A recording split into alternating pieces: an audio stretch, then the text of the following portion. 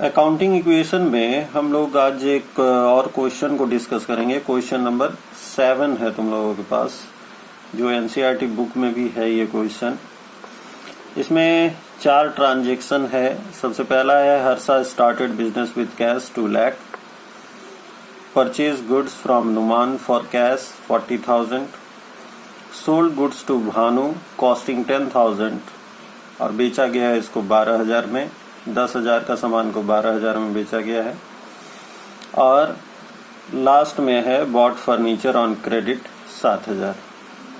तो हम लोग देखेंगे कि किस प्रकार इसको अकाउंटिंग इक्वेशन में हम लोग ढाल सकते हैं, कैसे बनाएंगे अकाउंटिंग इक्वेशन इन सारे ट्रांजेक्शन्स के बेसिस पे।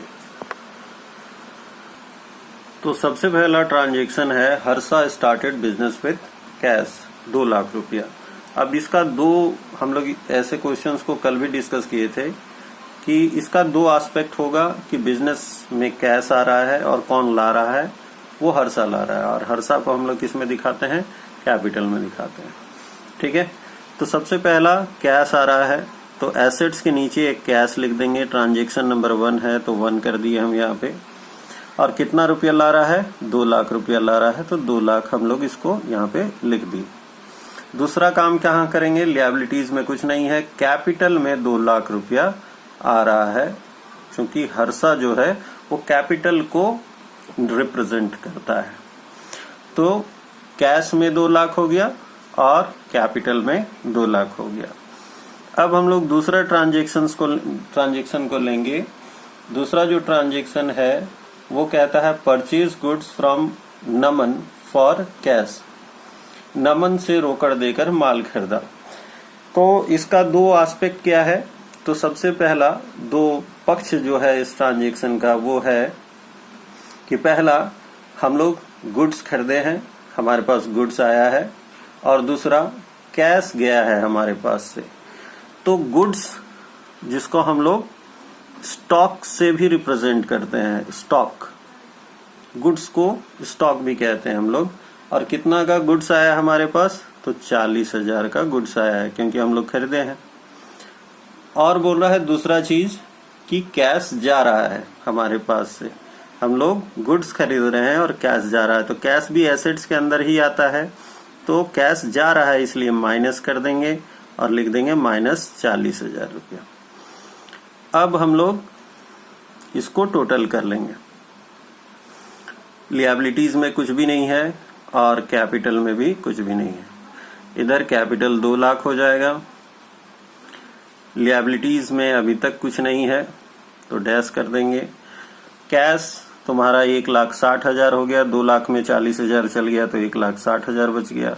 और स्टॉक कितना का हो गया, 40,000 का। देख लो टोटल दोनों तरफ बराबर ही होगा, 1,60,000 प्लस 40,000 2 लाख और इधर 2 लाख। अब हम लोग आते हैं ट्रांजेक्शन नंबर 3 पर। ट्रांजेक्शन नंबर 3 कहता है कि sold goods to Bhanu. Bhanu को हम लोग माल बेचे हैं और 10,000 का माल बेचे हैं। बेचे कितना में है, 12,000 में। तो माल जा रहा है, ठीक है। और किसको बेचे हैं हम लोग, भानु को बेचे हैं।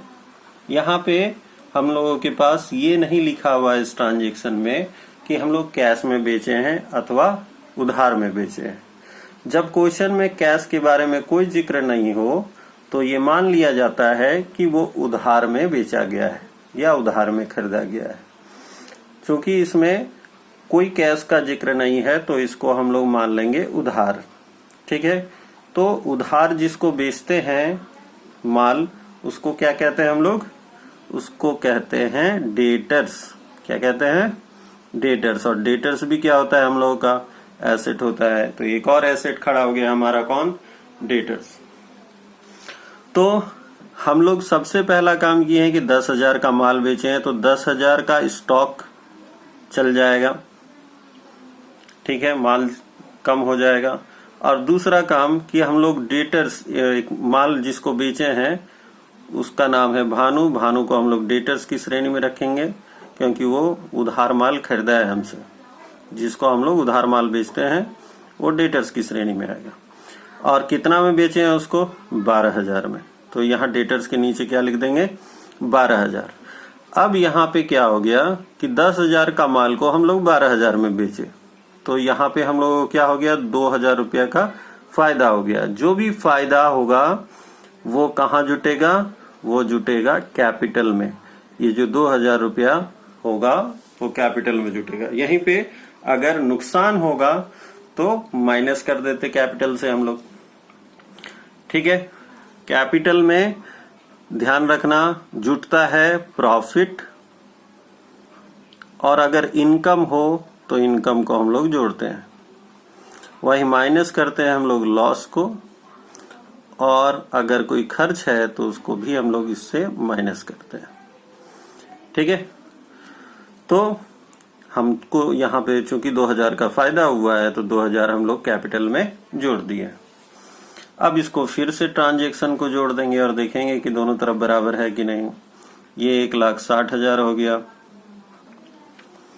ये हो गया तुम्हारा 30,000। 10,000 का माल हम बेच दिए तो 30,000 बचा। डेटर्स हो गया तुम्हारा 12,000 का, और लिएबिलिटी है नहीं, और हम लोगों के पास इधर हो गया 2,02,000 रुपया।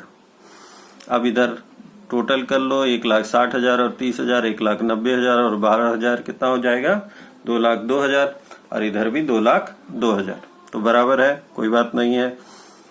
4 नंबर ट्रांजैक्शन जो है वो कहता है बॉट फर्नीचर ऑन क्रेडिट। उधार में हम लोग फर्नीचर खरीदे हैं, तो हमारे पास क्या हो जा रहा है फर्नीचर एक और एसेट आ जा रहा है, तो यहाँ पे हम लोग लिख देंगे छोटा में फर्नीचर।